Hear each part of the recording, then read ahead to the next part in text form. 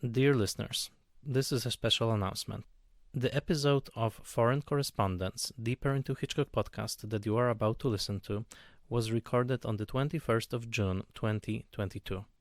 On the 4th of July 2022, we received the news of the passing of Alain Kerzoncuf, the co-author of the book Hitchcock Lost and Found, The Forgotten Films. The episode you are about to listen to contains a conversation with the other co-author of the book, Charles Barr. The conversation was conducted via Zoom. The pioneering scholarship of Alain Kerzoncuf on Aventure Malgache and Bon Voyage, the two wartime Hitchcock shorts that we are discussing in this episode, was absolutely crucial in appreciating those films as important parts of the Hitchcock oeuvre. We dedicate this episode of our podcast to the memory of Alain Kerzoncuf with the only two words that seem appropriate. Bon Voyage.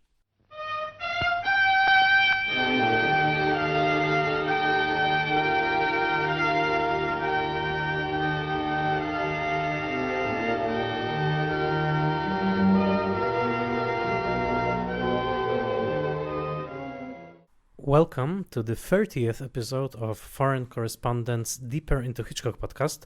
My name is Michał Oleszczyk and I'm joined as always by my co-host Sebastian Smoliński. Hello. Yes, it's quite incredible. This is the 30th episode. So yes, we've been doing this for the past 3 years. It's a slow-moving project, but lovingly crafted project. So that's all I can say.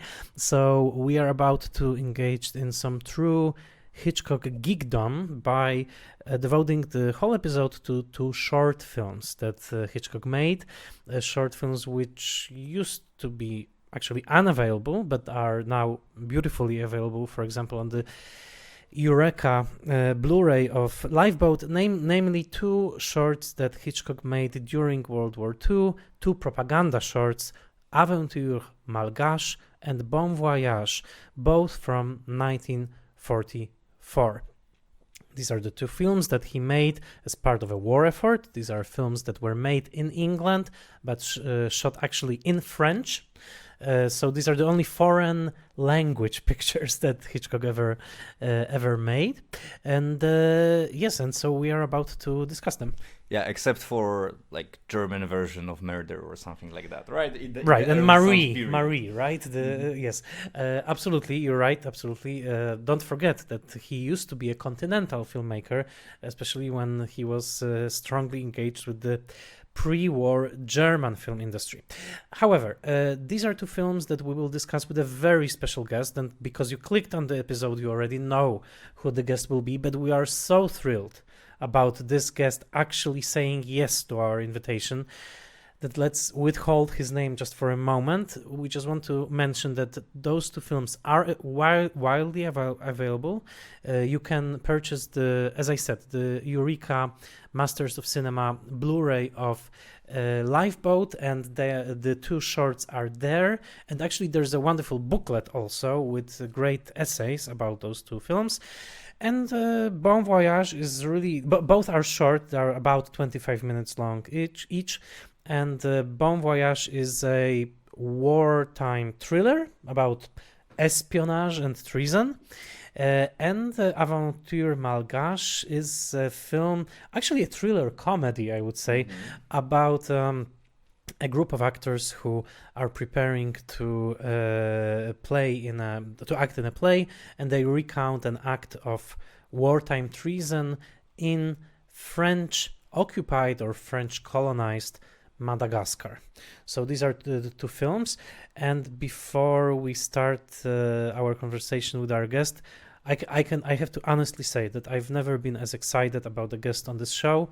This is a man who has written what I consider to be an absolutely the best Hitchcock book, which is English Hitchcock, and it's Charles Barr who actually said yes, and who will discuss those two films with us in a moment. Charles Barr, yes, whose book English Hitchcock may be the most important for us at the moment, but my memory is that the first British Film Institute book, the first BFI classic I've ever read, was his Vertigo book. So when I realized that, I got a bit intimidated, but Professor Barr reached out to us actually, saying a few kind words about our podcasts, which also made our day, as you can imagine. And he agreed to join us for a very unique, very special conversation on these two war shorts. Professor Barr is now Professor Emeritus, but his career in film studies spans more than 50 years. He's one of the most important figures in Anglophone film studies, and his books also include volumes on Ailing Studios and books on British cinema. He has also one upcoming book, and we'll ask him about this one. Mm-hmm. So I just will mention that I do remember when those two films surfaced, because it was mid or late 90s, and they were released on video, on VHS, and this is the first time that I saw them. It was quite a thrill, but the real thrill is to see them restored on the Blu-ray that I mentioned, so I definitely recommend the Blu-ray. And without further ado, let's discuss Aventure Malgache and Bon Voyage with Professor Charles Barr. Today we would love to discuss two short films by Hitchcock, which are probably, well, not probably, definitely his least seen works, which is Bon Voyage and Aventure Malgache. When we think of British war films, British Second World War propaganda films, where can we place those two short films by Hitchcock? We are aware of works by Powell and Pressburger, Contraband, One of Our Aircraft is Missing, of David Lean, In Which We Serve. Where do we even put those two strange short films by Hitchcock on the map? Did they have the same kind of impact, or maybe less so? Where would you place them? Well, I think probably a more appropriate comparison would be some of the great short films which were made within British propaganda cinema of World War II, notably those by Humphrey Jennings. I don't know if you know those films, Listen to Britain, Fires Were Started, which is a longer documentary film. But there's artists like Len Lai, who of course worked with Hitchcock on Secret Agent briefly, and some films written by Dylan Thomas, the poet. There's a very rich culture of short films made in Britain in World War II. But I don't think the two Hitchcock short films that you referred to have any relation to or any significant comparison with them, because they were made for France. They're made in France for French. They're made in French for French audiences.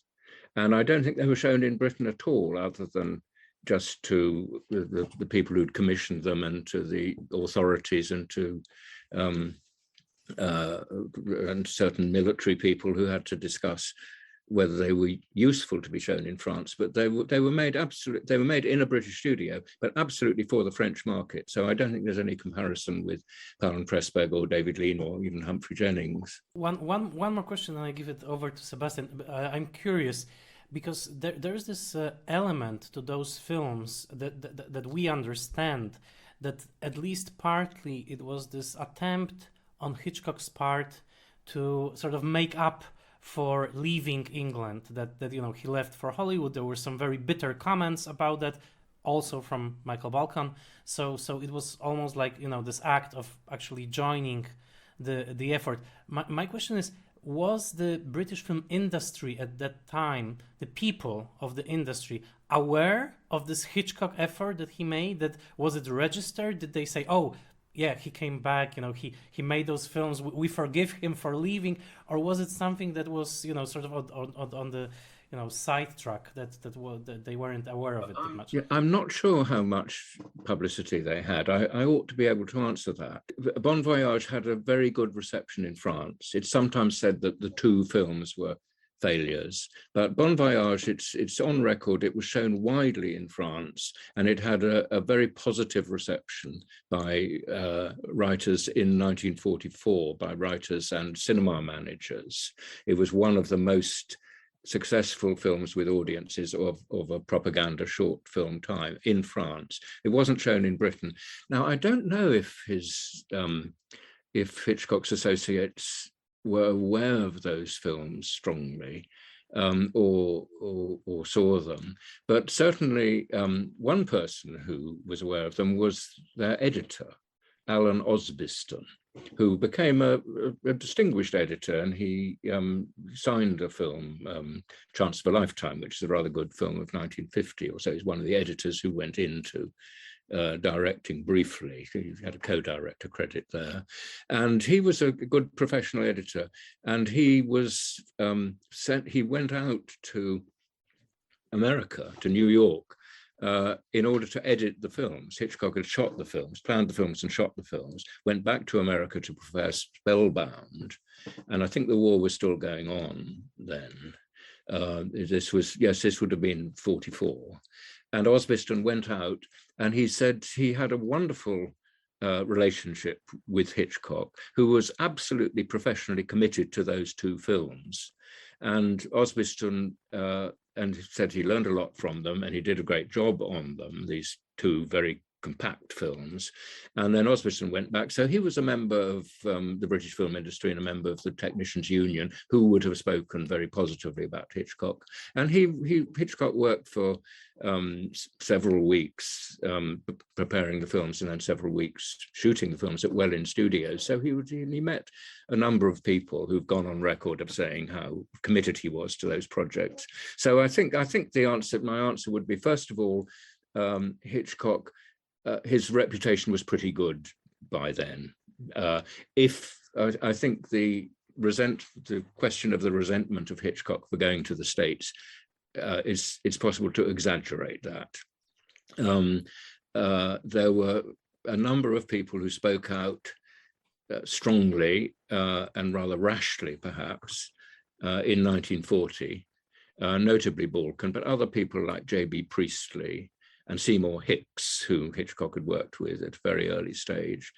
And they were well-known figures, and they put their name to this statement saying that it was disgraceful that a number of people had gone to America and had not come back, where they should be coming to help the war effort, either directly through fighting, which you obviously don't expect Hitchcock to do at his age and with his bulk, but indirectly and in supporting the film industry. But Hitchcock, even at the time, he answered that strongly, powerfully, both by writing, saying that he felt he could do a more useful job in neutral America, in working for the British cause in neutral America, and then by making films like Foreign Correspondent. Not everybody liked Foreign Correspondent, but it was a big success, and it's obviously a huge. I haven't listened to the podcast on Foreign Correspondent, and of course you've adopted the name, haven't you? We like that film. And it's a terrific film and a very powerful film, and it went down very strongly in Britain. And you don't need to defend Hitchcock after he's done that. He's shown that he can make a film which makes a much stronger impact in America and elsewhere, and including in Britain, a stronger impact than any British films were making at that time. So I think he's answered the case by then, but there's still some lingering. I'm sure there's some lingering resentment of Hitchcock when he stays in the States and makes films which aren't anything to do with the war. I think Balkan didn't care for him making films like Mr. and Mrs. Smith. How's that helping the British war effort? But then he made a Saboteur, obviously, and then Lifeboat. So going back to your question, I'd say I'm not sure how much impact those two films made on the British film community more widely than the people who'd worked with Hitchcock at Welling or on the editing. But equally, I don't think he needed to save his reputation by then. Thank you for that. And maybe we can share with our listeners the information. What is the direct reason why you agreed to join us for this particular episode?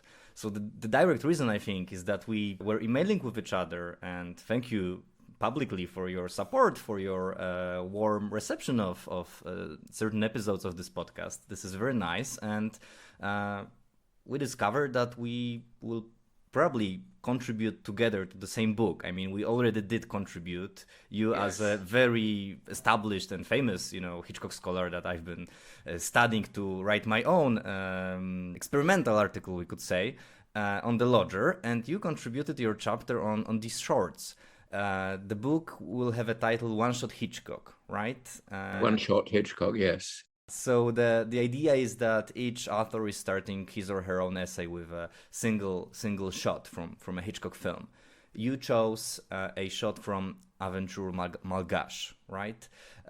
Why did you decide to focus on these relatively, as you mentioned at the beginning, obscure shorts that not many people have seen, that are not as thrilling as his great works from the British or American period? Why these two shorts for this book? Well, I think one reason was that I came quite late to the project. I can't remember how I heard about it, or if I was invited as an afterthought or something, but I did come quite late to the project, and I was aware that a lot of films had already been taken, mm-hmm. as it were, and I've had the pleasure of previewing Tom Gunning's chapter, for instance, on The Manx Man, which he chooses the wonderful shot in The Manxman where the judge's at the end, the judge's pen dips into the inkwell, and there's a dissolve from the water into which his lover Aniandra has tried to drown herself, in a dissolve to the inkwell. And that's a perfect shot to take off from, write about in detail, partly because it is so eloquent about female, male, the woman, the desperate woman, the rather horrible man, dipping his pen into the inkwell to sort of try to anyway, I needn't go into that, but it enables you to make connections with Psycho and the plug hole, etc. The dissolve there. So a lot of films were taken, and I suppose I just was wanting to be a little bit perverse and not. I'm sure there were other films I could have written about, but I think that it was quite a challenge to try to present this completely unknown film and to rescue. Or to try to give some attention to this completely unknown film, because I think Bon Voyage was shown widely at the time. Mountain Eagle, Lost Now, was shown quite widely at the time, but nobody saw Aventure Malgache because it was banned. The French didn't like it because it showed divisions in the French resistance, whereas Bon Voyage showed the French resistance as working strongly together and managing to eliminate traitors within the organization. So Aventure Malgache was undoubtedly a Hitchcock film, which everyone, including the editor, said he absolutely put himself into very seriously, as seriously as he was. As the films that he was preparing at the time, Spellbound and then Notorious. And I think you can learn a lot about Hitchcock from it. I hope I've shown that or been able to argue that. It is a very interesting, I think, example of Hitchcock's transitional style when he's moving from a montage-based cinema, the sort of classic Hitchcock montage-based cinema, towards the long take films, which are going to come after the war, notably, of course, Rope and Under Capricorn. The most memorable parts of Aventure Malgache, I think, are the long takes, the very studied long takes, particularly a long take that culminates in a memorable telephone moment. And then the long take, which I actually chose to illustrate, picking that out from the film, which is a triangular shot with great triangular tension of an antagonist and protagonist at either side of the screen. And in the background, this unexplained and unspeaking black soldier, who must have been quite, I wonder where they got wonder who he was and where they got him in England in early 1944. We know where he got the French people, because they were French people who were working in London at the time, and connected with the Free French and the French theatre in putting on the Molière plays in London, exiled French anti-Nazi figures. But who's this? Where did they get this black actor or black soldier to stand in the background for this, in this long shot? And I chose that and the film partly because I found that composition so interesting, as a foreshadowing of the kind of interesting long takes that Hitchcock will do in particularly Rope and Under Capricorn, but here and there in other films. And I think there's a political subtext to that, and that Hitchcock has just come from making Lifeboat, which is I think the only film in which he has a black actor credited on screen. Is that right? Canada Lee, who's an important figure in Lifeboat, and that's significant for the later stages of the war, when the black soldiers are very important to the American war effort, and to some extent to the British one, with various Caribbean contingents in the British Army, so on. And he moves on from Lifeboat and has this strangely prophetic black figure in the background. And one reason I wanted to look at that was and this is one reason for being interested in these two films, is that, to repeat, Hitchcock was absolutely committed to these films. He came across the Atlantic, quite a dangerous thing to do. He worked at a really low-level studio, Welland Studios, which was nothing like the Hollywood that he was now accustomed to. And it wasn't even like Shepherd's Bush and Pinewood, where he'd made his 30s films. It didn't have their sort of facilities. And yet he clearly was very committed politically and also aesthetically to crafting these films.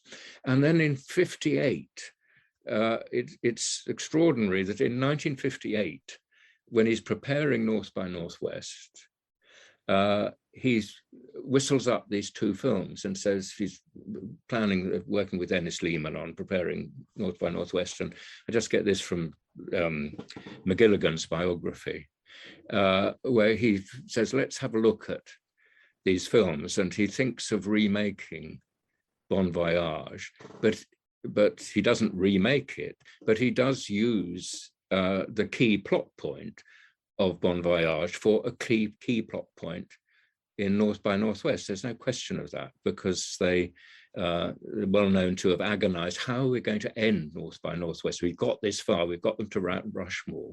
How do we kind of resolve it? And Ernest Lehman said, I suddenly had this wonderful bright idea. She gets out the gun and shoots him. But they'd been watching Bon Voyage, which hinges on the fact that a German agent has shot another German agent, and they think, oh, well, he can't be a German. They don't suspect him. And then when it's revealed that he was a German agent, the naive English or Scottish hero says, but why would a Gestapo agent shoot his own man? Well, it's to sort of, they're ruthless like that, but it convinces people that they weren't, that they're on our side. And that's exactly what Eva Marie Saint does in shooting Cary Grant. As James Mason says in the film, they just freshened, it's an old Gestapo trick, they just freshened it up a bit with fake bullets. But it must come from that, because we know Hitchcock rescreened the film in 58. And I think that they also saw Aventure Malgache with this confrontation left and right of screen, very starkly composed, with the black man in the background, who is kind of reminds you that this is a French colonial place, which is part of the problem that they're dealing with in Aventure Malgache. It's the French colonialism. And there's going to be a revolt in 1957, leading up eventually to independence in 1960. And in North by Northwest, there's this wonderful scene at the United Nations with Cary Grant confronting what's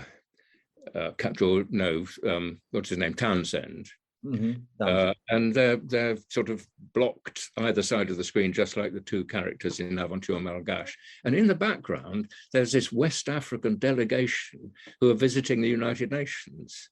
And the reason that Cary Grant becomes the number one suspect known throughout America for his face is that the African delegation is being photographed to celebrate their visit to the United Nations. And the cameraman is able to, when he hears the shot, he turns around and takes a picture of Cary Grant. So the crucial plot moment depends on these unexplained harbingers of decolonization, because this is the moment of decolonization, 1959, the eve of the 60s, the decade of decolonization.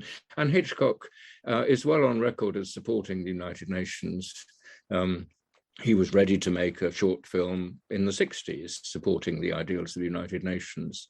So I think it's fascinating the way that a film like Aventure Malgache, even though it's unseen, Hitchcock was trying out certain things that he could store away and use, both playing with long take techniques, which he does in here and there in Aventure Malgache. There's a lot of long takes which seem to forecast be part of his preparation, as it were, for Rope and Under Capricorn, but also that kind of little political snapshot of, in the background is the future of Black decolonization, in the case of Madagascar, it's off Africa, isn't it? And the delegates are said in the script to be from West Africa to United Nations.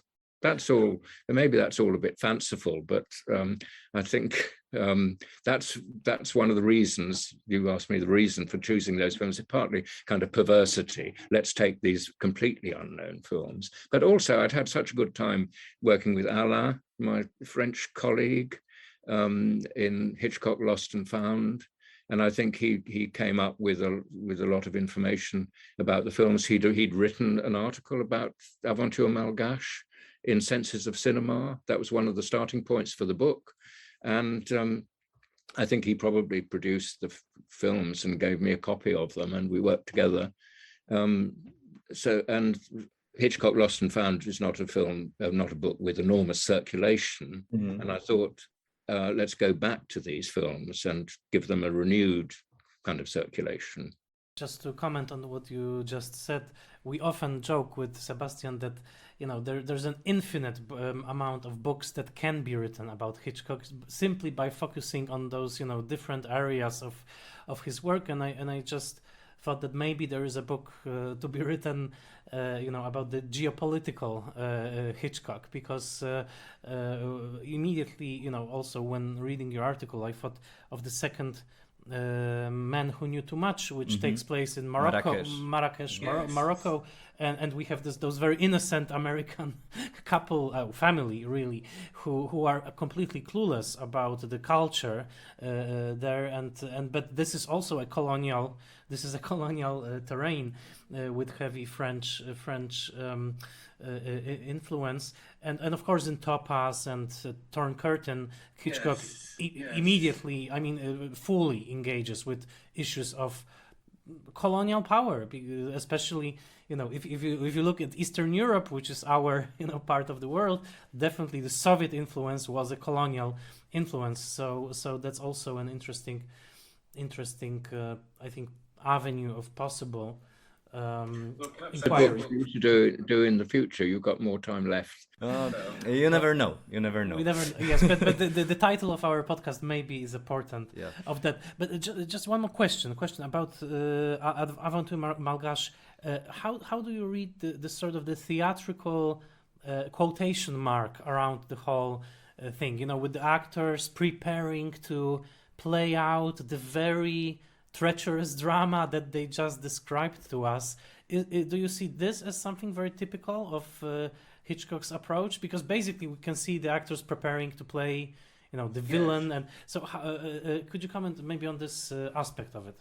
Well, I think Hitchcock was, he was very devoted to the theatre and very formed by the theatre in youth, especially. I don't know how much he went to the theatre when he was based in Los Angeles. Does anybody studied that much? I think he went in on his visit to New York. He would have gone to the theatre, Broadway, but he was he was passionate about English theatre of the particularly of the 1920s, of his 20s, and he's quoted on that a great deal. I think John Russell Taylor says how much he loved to talk about the theatre of his youth and to bring out people whom he remembered from the theatre of his youth, like Catherine Nesbitt in his very last film, Frenzy. Catherine Nesbitt sent for because basically he remembered her as a young actress, and she was still around, so he got her out to Hollywood for Family Plot. That does get into his film practice, doesn't it? I'm thinking of Murder, for instance, the lovely backstage scenes in Murder, where there's conversations going on and you're not sure, and it sort of bleeds. The actors are involved in conversation and they have to go off and do their moment in the play, and then they come back again. A lovely sort of playful interaction of theatre and film, theatre and reality. And then the whole theme of Murder, of acting out the day of Hamlet, and Hitchcock wanted to make Hamlet with Cary Grant, didn't he? And then Stage Fright. Am I right in remembering that she said to Francois Truffaut, the thing that attracted me was that it was about the theatre. Mm-hmm. So theatre, he liked, he was influenced by playwrights and theatre, particularly J.M. Barrie, and I'll come back, if you'll allow me in a moment, to J.M. Barrie. His long, yes, and also he liked the play of theatre, the whole business of putting on an act and trying to decipher what people were presenting. Rope, the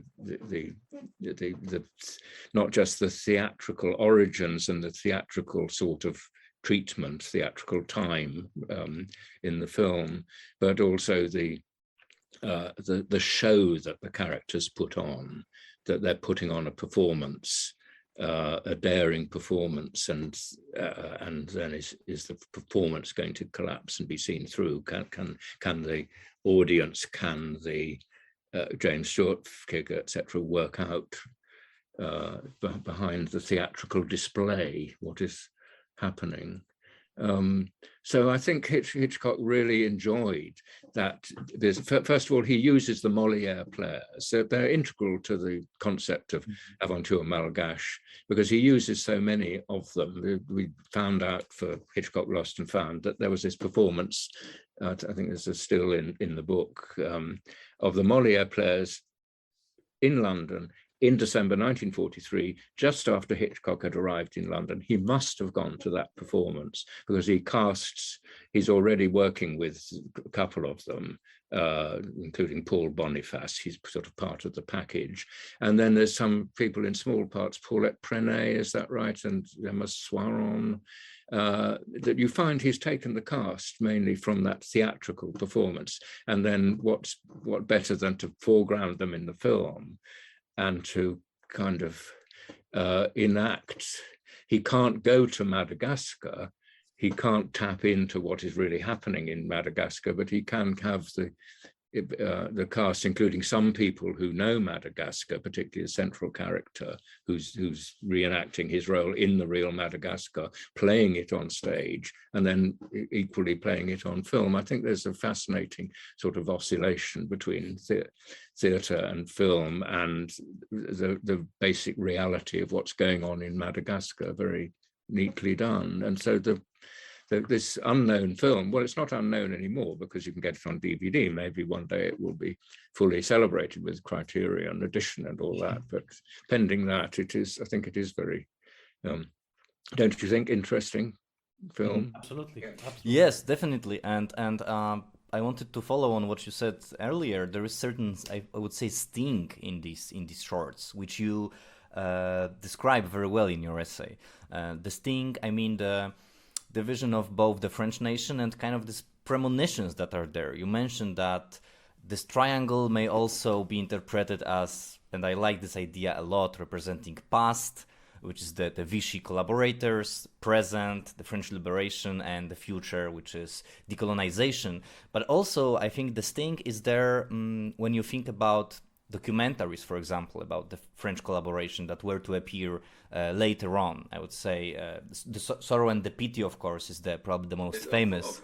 Yes, from the 60s, I think, right? Late 60s. And yes, and then this year before, Clouseau made Le Corbeau, right? Which Exactly. is also a metaphor of collaboration. Yeah, Clouseau. So this sour vision, actually. So Hitchcock is asked to make these propaganda shorts celebrating French resistance, but as you write in your essay, these films are pretty sour. And of course, from the Polish perspective, even Bon Voyage is a bit sour with a Polish hero who turns out to be Gestapo, right, officer. But he's not Polish ultimately. I mean, yes, he's posing as a Pole. Yes. He's posing as a Pole. Yes. There are some good British films with positive Polish characters in World War II, aren't there? A Bridge Too Far, for example, with Gene Hackman playing a Polish general. Yes. I was thinking of Wartime. I don't like that Wartime. film. Oh, okay. Wartime films. There's some. Well, there's Dangerous Moonlight, isn't there? Oh, there you are. And some other ones as well. Some other. There's another book to be written solely about that, I guess. But this may be a smooth transition to Bon Voyage, actually, which can we focus on, because this podcast was born out of the idea that two Eastern European film buffs and critics can look at Hitchcock from our own perspective. And here we are. We have a film in which there is a Polish character. At least until the very end of the film, we think it's a Polish character. Then it turns out it's actually a German posing as a Pole.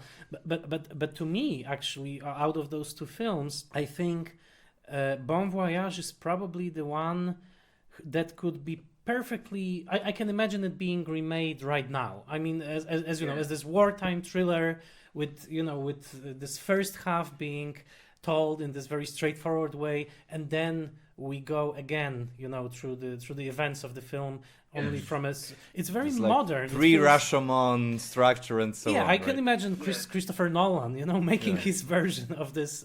And you can understand why Hitchcock really did like the idea of remaking it. Okay, he folded a bit of it into North by Northwest, but you can understand that the director of North by Northwest could make that as a feature film, as you say, adapting the short film into a feature film, and could do it today if he was around. Yeah. What are your feelings about Bon Voyage when maybe considered separately and together with Aventure Malgache? Do you like it just as well, or what's your take on Bon Voyage? Well, I like both of them. I think they're absolutely complementary. One was successful and was predictably successful. The other was a failure and was predictably a failure. And I have a feeling that Hitchcock didn't mind about that. I think he probably foresaw while he was making it, this film is going to be too difficult for the French. And sure enough, all of the diplomats thought, we can't show this film. It'll be too divisive, and the French didn't want to show it. The British didn't want to send it to them. I think Bon Voyage is an extremely neat job, and it was with this lovely performance by Jeannick Joel, who was nearly 100 years old, and Alain found her alive and well and did this lovely interview with her. I've read it. It's really great. So we should once again recommend your book, Hitchcock Lost and Found. There is this great interview testimony of working with Hitchcock, and it can give you a taste of the atmosphere on the set, right? That was there at the beginning of 1944. How did it? What was the method that Hitchcock used?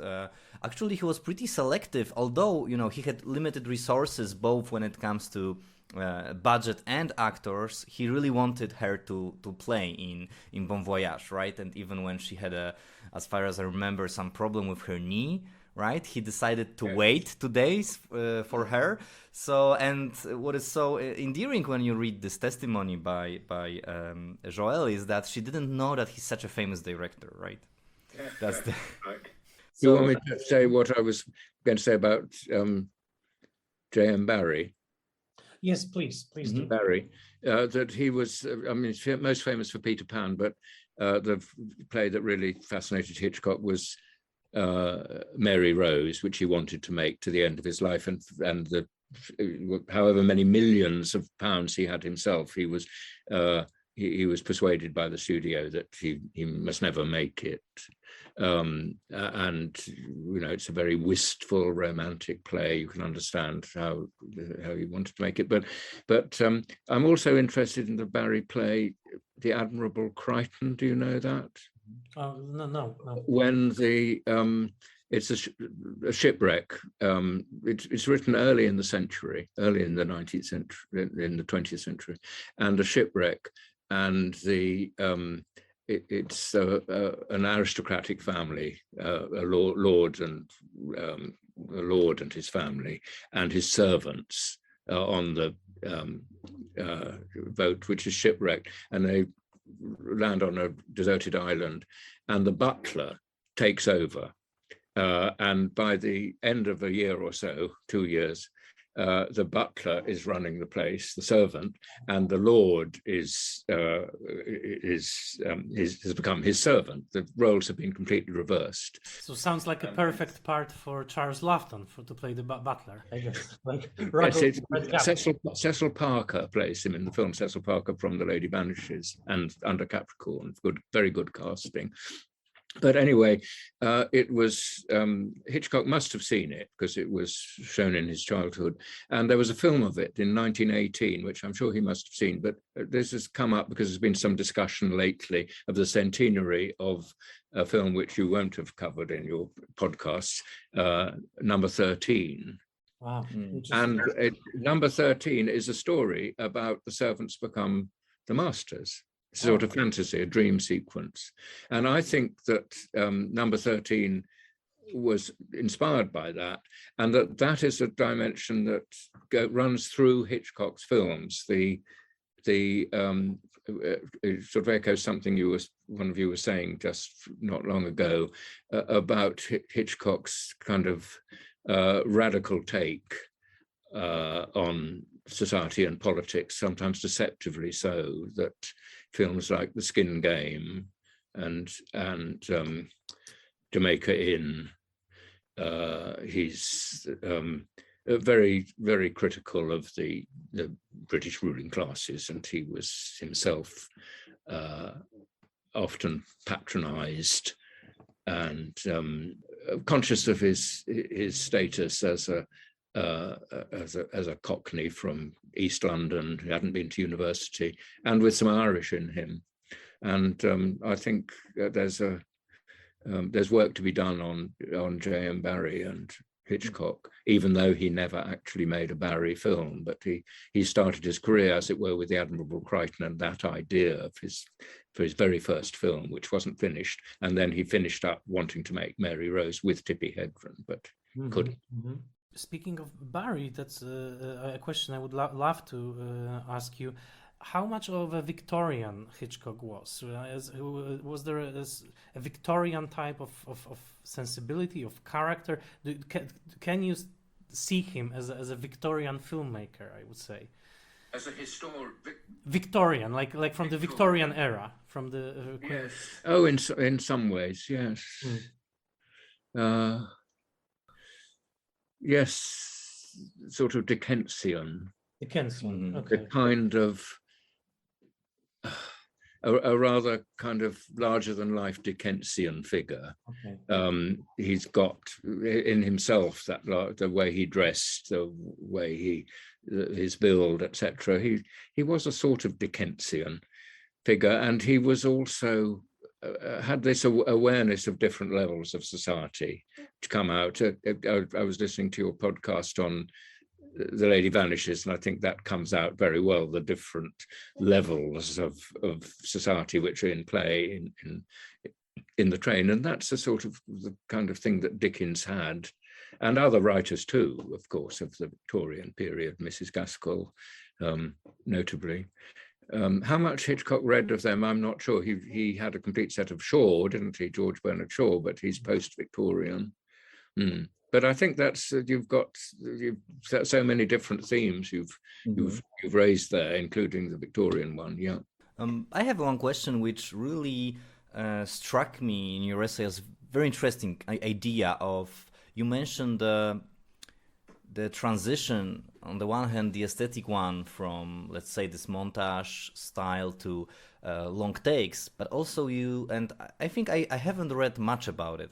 For me, it's a new idea that Hitchcock was actually, you mentioned, you say something like that you cannot overestimate the impact of him being engaged in documentary about camps, concentration camps, his exposure to war atrocities. And we mentioned that his war movies are very sour. They never, maybe except for Foreign Correspondent, they do, but even there, right? We have there's no idealism. Yeah, there's no idealism, and they do not fit neatly into propaganda. So my question is, could you maybe explore it a bit? Do you think that he was really changed as a filmmaker? Because it's kind of a cliche, right? I know that Goddard associates that with Hollywood filmmakers like George Stevens, that they were exposed to World War II atrocities and their style changed somehow after the war. Or John Huston, there's all this story. Do you think Hitchcock also is one of these who became darker filmmakers after the war? Or maybe not? Maybe he was always more or less disillusioned about humanity. Well, I think that is a difficult question, because Hitchcock, those 1930s thrillers are very committed. They're very committed films, aren't they? They're strongly anti-Nazi films. I think the more you can't get away from the fact that The Lady Vanishes, especially, is a strongly, urgently anti-Nazi film. And then all that is reinforced by his experiences during the war and sharpened, and particularly with his work on the concentration camp footage, clearly it had a big impact on him. And he was going to make, there was this fascinating suggestion that they were going to make the film of the last days of Hitler. Mm-hmm. And then Hitler comes into the dialogue of Rope. In the longer run, I'm not sure. Mm-hmm. I can see what the argument is with Stevens and Wyler, Ford, all of them much more directly involved than Hitchcock was in seeing some action. Well, this has been wonderful from start to finish. Thank you so much. It's been a great honor and a great pleasure to talk to you. So, are there any new Hitchcock projects that you are cooking up for us? Just the last question. I'd like to write something on Hitchcock and Ireland, and I had some lines to pursue, possibly in the west of Ireland, trying to go. There's one of two places where his grandfather was born, and I want to find out if it's possible to track his grandfather down to one of these remote west of Ireland famine-affected places. So possibly Hitchcock and Ireland. But I think I'm very flattered by what you say about my work. Thank you. But equally, I'm very interested in the fact that you two, between you, with your as you keep saying, as Poles, but with great understanding, obviously, of English and American culture and language, that you have your own work in progress on Hitchcock, and long may it continue. And thank you very much for doing all the podcasts, and thank you very much for inviting me. Thank you very much. It was a pleasure. Please have a wonderful day, and let's stay in touch. Let's stay in touch. Yeah. Thank you. Thank you very much. Thank you. Bye. Bye-bye. So we're back, and this was a wonderful adventure for us, Aventure Varsovie. So it was really great. I have to say I'm thrilled. Thank you so much to Sebastian, because he arranged it. But I have to say, which Sebastian mentioned at the beginning, that it was actually Professor Barr who reached out to us, making some very nice comments about our podcast, and that was just a real honor. So next time we will discuss a film called Spellbound. So we'll be full in, let's say, most mainstream Hitchcock mode. Any closing thoughts on those two films and our conversation with Charles Barr? Just the last thought that I didn't have time to share with you. Actually, we're thinking about this topic that Charles Barr brought up in his essay and in this conversation, Hitchcock and race. Sounds like let's say, mainstream notion now to study famous directors and their approach to race and gender. Of course, we all do that, or all scholars do that. But in this case, I think it was a very fresh approach, and there is still, as you mentioned about geopolitics, I think there's still book to be written about this element of Hitchcock filmography. And yes, it was a great pleasure, and I had great pleasure to revisit these films. Actually, we didn't have time to share our emotions and our opinions about this film, but I think they really hold up very well. Maybe they are the best Hitchcock war films, except for Foreign Correspondent. Yes, it's definitely a treat to see those films, because they are obscure, they are unusual for many reasons, and we hope that this episode gave you some more insight and context to appreciate both Aventure Malgache and Bon Voyage. And what can we say? We are already preparing our next episode, which will focus on Spellbound, a lavish David O. Selznick production, which is a film about insanity, about psychoanalysis, but it's also a film that's quite insane, and a film that probably could use some psychoanalysis. But we will discuss this next time on Foreign Correspondence. Deeper into Hitchcock.